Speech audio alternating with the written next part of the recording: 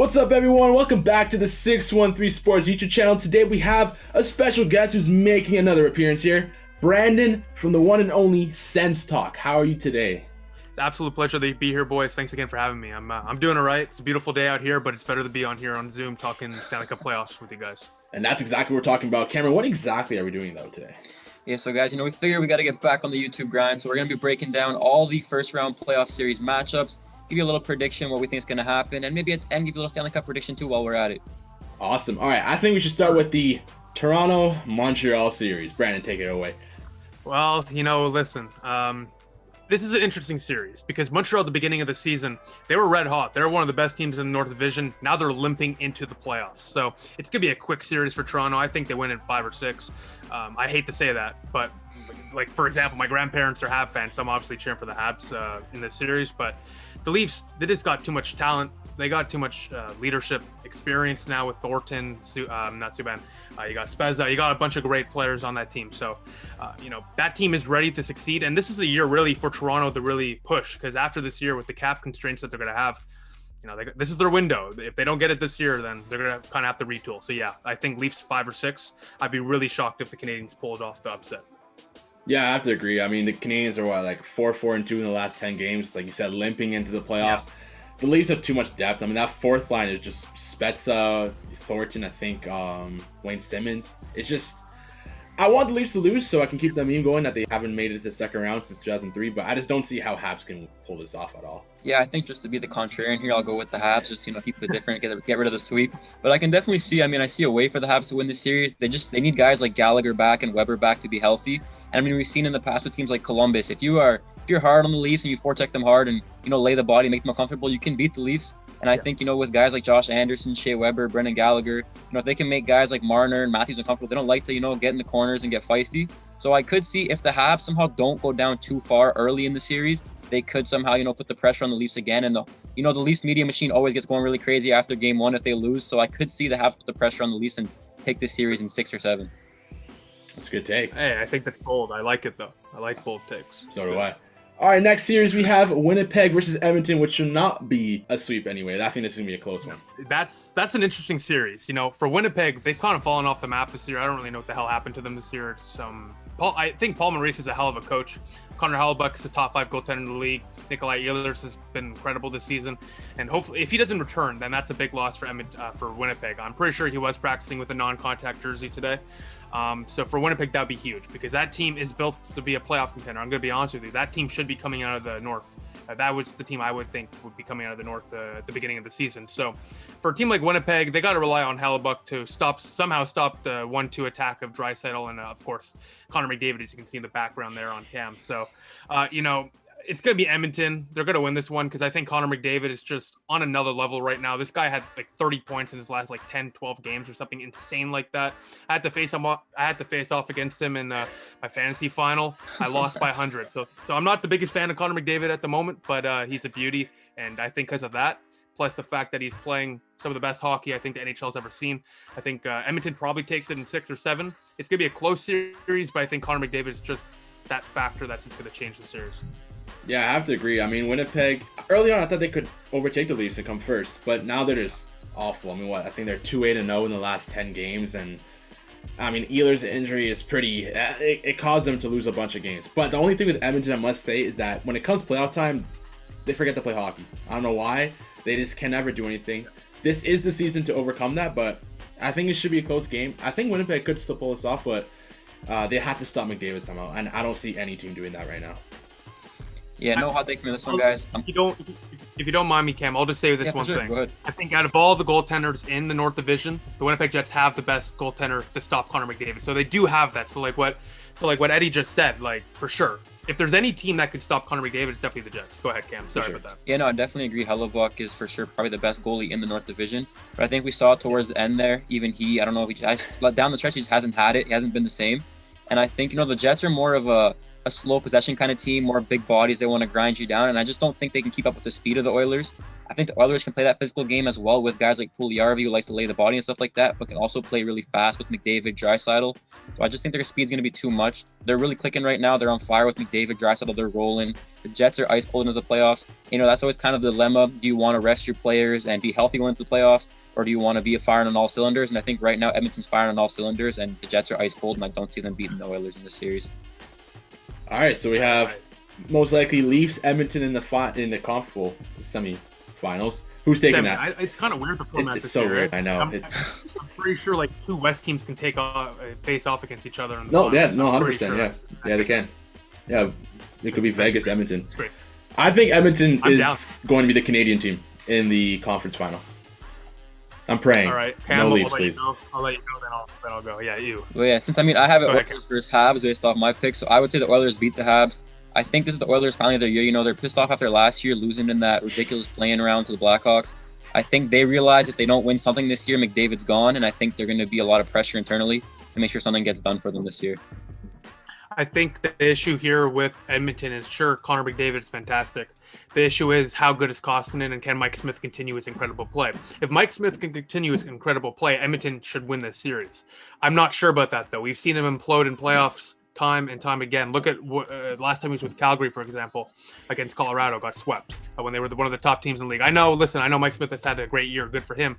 I hope I'm wrong. I don't want to see the Leafs go past. I don't want to see the Oilers lose to the Leafs either. But we got to be real about this, right? Like Mike Smith, is it a flash in the pan or is this legit? So I think in the playoffs we're going to find out, and hopefully I'm wrong. But I do think the Leafs are going to go on to the next round. So now moving into America. We have Carolina versus Nashville. Carolina. Yeah, it's been a minute. It's been a while. Too long. But Carolina dominant all season, and they're taking on a Predators team they've been hot lately, but they're a fringe playoff team. Brandon, take it away. Yeah, listen, this series is interesting. Like, I gotta give you said Carolina, right? Yeah. Yeah, I gotta give it to Carolina. Listen, Nashville is an interesting team. Nashville, right? Sorry, I just cut out. I just want to make sure. I don't want to sound like an idiot. So Nashville, Carolina. Listen, Carolina, they are one of the best teams in the National Hockey League. This was like their breakthrough year. They were in contention, I'm pretty sure, for the President's Trophy.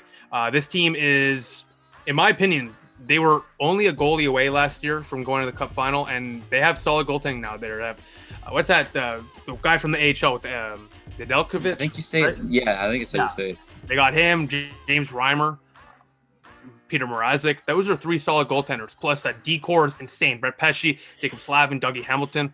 The forward core is insane. Carolina is definitely going through Nashville in 5 games. I don't even know how Nashville even got into the playoffs, to be honest. They kind of got hot at the right time and just snuck in. But yeah, Carolina, if they lose this series, then there's some questions to be asked. But I think Carolina, they're gearing up for a long run. And I think that starts off with a series win in 5 against Nashville. Yeah, Nashville, I mean, they've been on the decline for years now, and I think this might be the last time we see them in the playoffs for a bit. Not going to put them much of a fight. I agree, probably 5 games. Carolina takes it. Yeah, I agree. I think Nashville kind of is like the Sens a few years ago on the hamburger run sort of thing. Where, they're every game's like them for a playoff game down the stretch, and once they get into the playoffs, they just don't have anything left in the tank, and I think they used up all their kind of luck and everything, all the juice they had left down the stretch. Honestly, it should be Dallas in this series. If they didn't have COVID and injuries all year, I think they'd probably make the playoffs.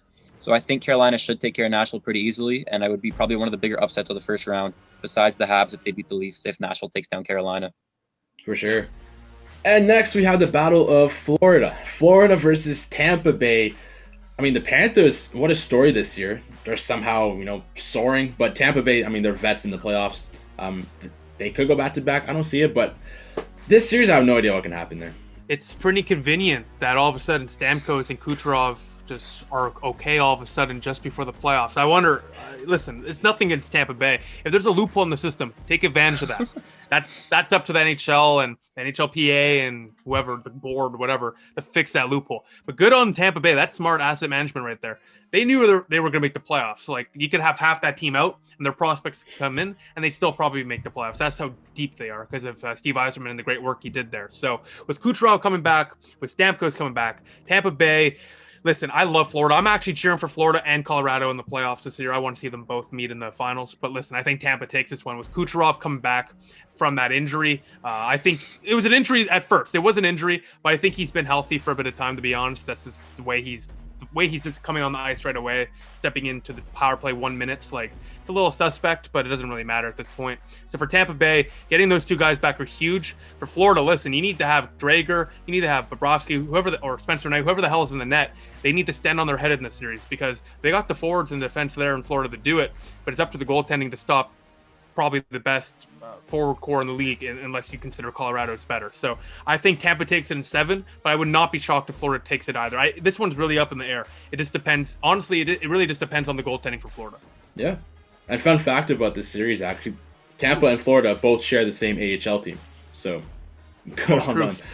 Syracuse, right? Yeah, I think, yeah. And same thing with Carolina and Nashville. They share the same AHL team. So interesting playoffs. Bro, but Cam, what do you think? A simulation. That makes no sense. How is there 2 teams like that in the playoffs? Yeah, see, so I think if this series happened maybe a month ago, it'd be a little bit different because, Florida still has Aaron Ekblad back there. But without Ekblad, I don't think Florida can take down Tampa with, Keith Yandel as their number 1 defenseman. I just don't think he can match up with Stamkos and Kucherov like Ekblad can, who's been a really underrated player his whole career so far. I mean, I'm a huge Ekblad fan, so I'm a little biased. But I think definitely without that guy back there, and, Bobrovsky's inconsistent play we've seen, pretty much for the last 2 years, I don't think Florida can take down Stamkos and Kucherov, unless Kucherov is really rusty after having not played in 4 or 5 months, however it's been. But I don't think without Ekblad, Tampa can Florida can do much to slow down Tampa. I do want to say one thing about Keith. I do want to say one thing about Keith Yandel. Keith Yandel, I think I'm maybe a little biased on him too because I've always found him to be one of the most underrated defensemen in the league, to be honest, because he can be a power play quarterback. He gets you 50, 60 points a year, and he's quiet about it. He's not really flashy, but he gets the job done. So I agree. Having Ekblad out of the lineup is a huge loss for Florida. But don't be surprised if Keith Yandel can shut down those guys. He is a good player. He has a lot of playoff experience, especially with his time with the Rangers, and I think that can definitely pay dividends for the Florida Panthers. But we'll see. We'll see. I could fully be wrong, but I have faith in Yandel. Yeah. This series, anyone could take it. I think Tampa might squeeze it out, but Florida could easily just take it on their own. But Pittsburgh versus Islanders, that's going to be a hell of a good series. Pittsburgh, CC versus Pager. Strong as ever. Like you said, they have Cody Ceci. Can Pajot, avenge the Sens from 2017? Islanders, they're 3-4-3 in the last 10 games, a little bit hitting a rut, but Islanders in the playoffs are always a different team, and they should be a tough matchup for Pittsburgh. And I think Islanders could pull this off. Yeah, I'm inclined to believe that too. I think this is the upset pick. Every single playoff, everyone has a team that you can't have a playoff bracket with the top team always taking down the bottom team. So the Islanders are going to be that pick for me this year. The Islanders are going to be picked for me this year because, listen, this team is literally built for the playoffs. They got J.G. Pajot, who we already know loves to play these big-time games. They got Sorokin and Varlamov, so they don't have issues in net. Their special teams are pretty good. Barzal is a fantastic center. The Islanders are built to defend, score, and stop pucks from going into the back of the net. They're going to take the series in 7 against the Pittsburgh Penguins. And I think what goes into that more is goaltending for Pittsburgh. Listen, their forwards are legit. Their defense, CC's had a good year. Good for him. Shout out to him. The goaltending has been good for most of the season, but there has been points where there's been a little bit of inconsistencies. And more importantly, how much experience does that goaltending have in NHL playoffs? Not much. Meanwhile, Islanders have Barry Trotz. They have Varlamov. They have Sorokin, who literally had like a 980 save percentage in the KHL. I think the Islanders take this one, but Crosby and Malkin are going to do their best to try to ruin my pick. Yeah, I'm just not really confident in Pittsburgh's goaltending. That's just a personal thing for me. I'm not a huge believer in Tristan Jarry. Casey just I think he's a little bit better, but I don't think he's going to be starting most of these games. And I think, honestly, if you go back like 2 weeks ago, this entire division was like 1 point apart from each other. So the Islanders are technically the last seed in the division, but they were like 2 points back of Washington for the longest time until their cold stretch. So they're not really like your traditional, underdog story in this one per se. And I think, with Barry Trotz always back there behind the bench, you always have a chance no matter what. And if you add in Jean-Gabriel Pajot and Matt Barzal, it boosts your chances exponentially. So I think, just going to be out-coached and better defensively that they'll take down Pittsburgh with their poor goaltending and, a little bit more of a running bench sort of style. And next series in that division, we have Capitals and Boston. Both teams, a free agency and the trade deadline, they were trying to, build up for this playoff push. Boston obviously took Mike Riley, and, they have Taylor Hall. But I just don't think they're good enough. I don't think they're good enough to beat the Capitals. The Capitals are just I just feel the Capitals are just they're just too good now, and they're 7-2-1 the last 10 games, and then Ovechkin looks just out of this world still, and I think they just beat Boston. Yeah, I listen. This is a tough one. This is because I flip-flop back and forth. Like I told you before we began recording this episode that I did my bracket in preparation for this, and I was stuck on this. This is the one series I actually had to do a little bit of research on. I couldn't pick. I had to look at it. And Washington, I'm pretty sure, has had a bad record against Boston this year. And that may be shocking because they have been so good this year. But I'm pretty sure Boston has won like 80% or 90% of the games. So for Boston, adding Taylor Hall, adding a Mike Riley, and having solid goaltending in Tuukka Rask, having solid goalie depth in Swayman and Halak, having the experience of, being a playoff team that always goes deep in the playoffs. I think this is a team that's going to go deep in the playoffs once again. I think they take down the Washington Capitals, and that if the Washington Capitals had Ilya Samsonov starting, I probably would say otherwise. But I think with Vanecek starting in net for them, I don't know. He doesn't really have he doesn't have any playoff experience, and I think this is going to be sort of like what happened with Grubauer when he was with Washington against Columbus a few years ago, where they went down. And then they had to put another goalie in. So, listen, I think for Washington, they have a chance to win it. Like you just said, listen, they're one of the best teams in the league. But their goaltending, I think, is going to screw them over. But hey, Craig Anderson's there, so get him in the net. I want to see Craig Anderson win a Stanley Cup. So if they win the series, I'm not too upset, but I do think Boston takes it in 7.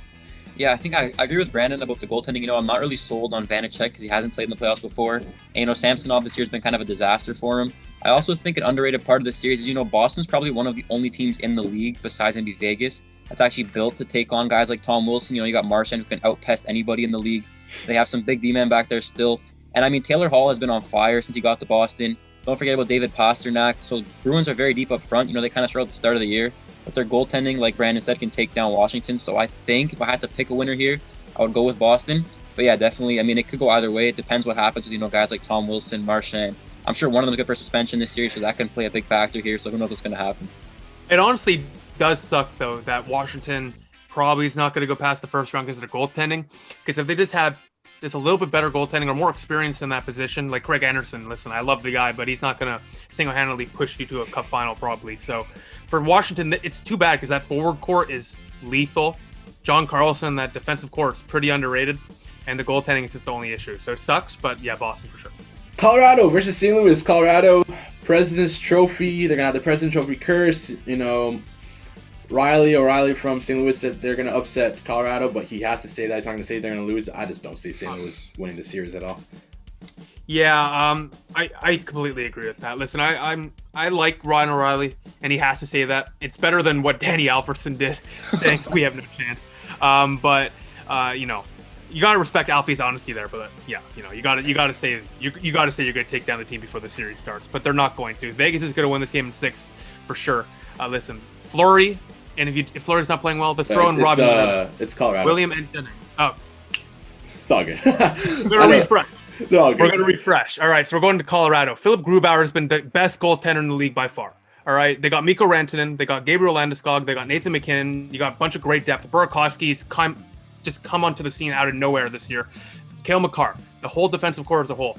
Colorado is my Stanley Cup prediction. So I think Colorado takes down the St. Louis Blues in 6. I think they're going deep. They got everything. They got the scoring, they got the defense, they got the goaltending. This team is built to win a Stanley Cup. I think they take down the Blues because no one's stopping them this year, in my opinion. Yeah, no, I agree with Brandon on that one. I think, we saw kind of 2 years ago with Tampa, they lost in heartbreaking fashion and they came back the next year and win the Cup. I think we saw something kind of similar like that with Colorado, take that experience that they had from that disappointment and put it into next year's playoff run. Honestly, as long as they can stay healthy, because they've had a lot of injuries this year, Bowen Byram's barely played this year. McKinnon missed the last couple of games of the season. As long as they can stay healthy, I don't see the Blues beating them. They are a big physical team. They have Ryan O'Reilly back there. But their D-core, now that they've lost Pietrangelo, isn't as strong with, guys like Colton Parayko and Sammy Blais as your 1 and 2. Which doesn't compare to, guys like Cale Makar, who are obviously very highly thought of in this league. So I think Colorado takes them down. Obviously goaltending, they don't have big names back there. Pavel Francouz, Philip Grubauer, they're not really big names per se. But if they can stay healthy, because they haven't been this year, I think they take down the Blues probably in 5 or 6 games pretty easily. I want to say one more thing about the defensive core, because that was a bit of a screw up with the Vegas Golden Knights thing. So I want to prove that I know anything about Colorado. So 2 things. One, that defensive core there is incredible. Devin Tays from the Islanders. I'm pretty cheesed, to be honest, that the Senators didn't trade for Devin Tays. This guy is the partner with Cale Makar. He has 50 points this year, I'm pretty sure. He's a stud. Sam Girard on the second pairing is elite too. So they have a lot of great talent in the back end too. So they are full everywhere, and this is a year for them to push for sure. So yeah, I just wanted to give a shout out to Gerard and Taze. They're very underrated. They're not really spoken about by anyone, yet they're probably some of the best defensemen in the league. See, I would agree with the Colorado deep run if they didn't have to play the winner of Vegas, Minnesota. Vegas had the same amount of points as Colorado. The only reason they didn't win the President's Trophy was because of the regular overtime wins tiebreaker. It's a tiebreaker, yeah. So, I think Vegas is going to beat Minnesota. Minnesota is one of those, French teams. Kaprizov is going to go off, though. That's true. So what do you think about that series? I think Vegas takes it. Yeah, I like I said before, I'll say it again. With Fleury and Leonard, you can't go wrong. William and Jennings trophy nominees, for like goalie of the year.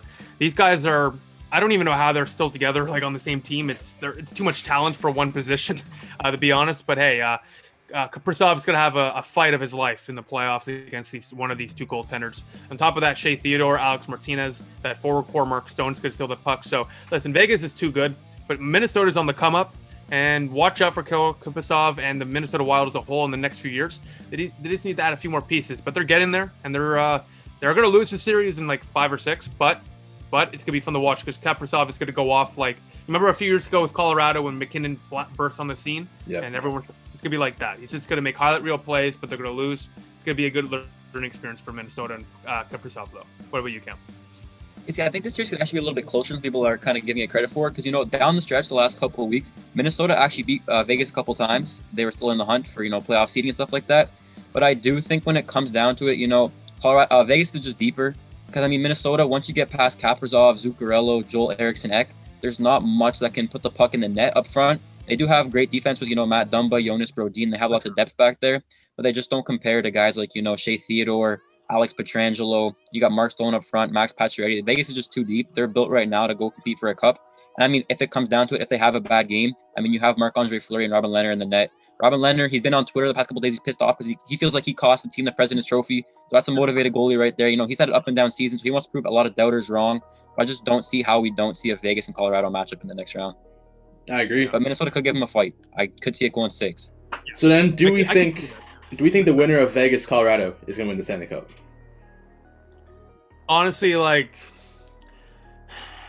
don't know.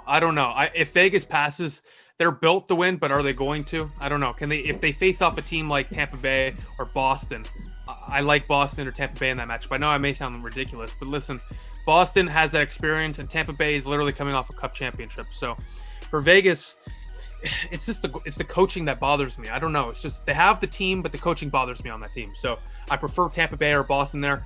But if Colorado goes through Vegas, no one stops them. So you have Colorado winning as your Stanley Cup prediction. Yeah, against Tampa Bay. That's what I put on my bracket. All right, Cam, what's your prediction? See, now hear me out here. My pick is not like some crazy underdog thing, but I kind of can see a way here where almost a team from the North Division I feel like could probably go to the Cup final just because this one reason alone. I feel like a lot of the other series, like if you look at all the other divisions, there's at least one team that plays a really hard physical style brand of hockey when it comes to the playoffs. And that's really taxing on a team's body, over a 7-game series, whatever, 14 games to get to the Cup final or conference final. So let's say Vegas and Colorado play each other. Vegas likes to throw the body. You got Ryan Reeves out there running around like crazy.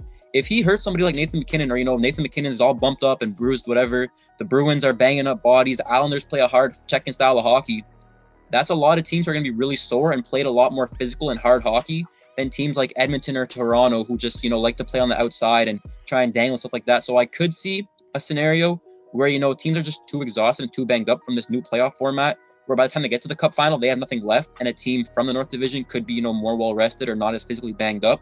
But I do still think Colorado is just too strong for anybody to stop them enough. If they get past Vegas, I don't think anybody can stop them. I think that's going to be the winner of the Cup final from that one series right there. There you go. It's ready. There we go. I'm not an Avs fan, but I'll be an Avs fan for this playoff. See, Cam, on your point though, I just don't think the North Division teams are just are strong enough. They'd be playing I don't think they are strong enough, but I could see a way where, if someone goes down from an injury because of this physical style of hockey, realistically, the Habs are the only team really, and the Jets maybe a little bit that can kind of lay the body, but Logan Stanley's not touching Connor McDavid. Brady Tkachuk skates right past him. I would say Toronto can lay down the body too. They got Wayne Simmons, they got Joe Thornton. These guys can. I know Thornton's a passer, but he can hit too. He's a big guy. So I would say that about Toronto. We haven't seen it from the Leafs yet for me to give them enough credit for that. I feel like we haven't seen them play that style of hockey enough for me to say they can do that over a 7-game series. The only thing I have with that is that the winner of Canada has to play either Carolina, Florida, or Tampa Bay, which are just better teams than them. And this brings me to this question: Do you think Jack Campbell is capable of putting the Leafs into like an actual run? Like, is he capable? No. His last time in the playoffs was in the AHL like 3 years ago with the Ontario Reign. No? What about you, Cam? What do you think?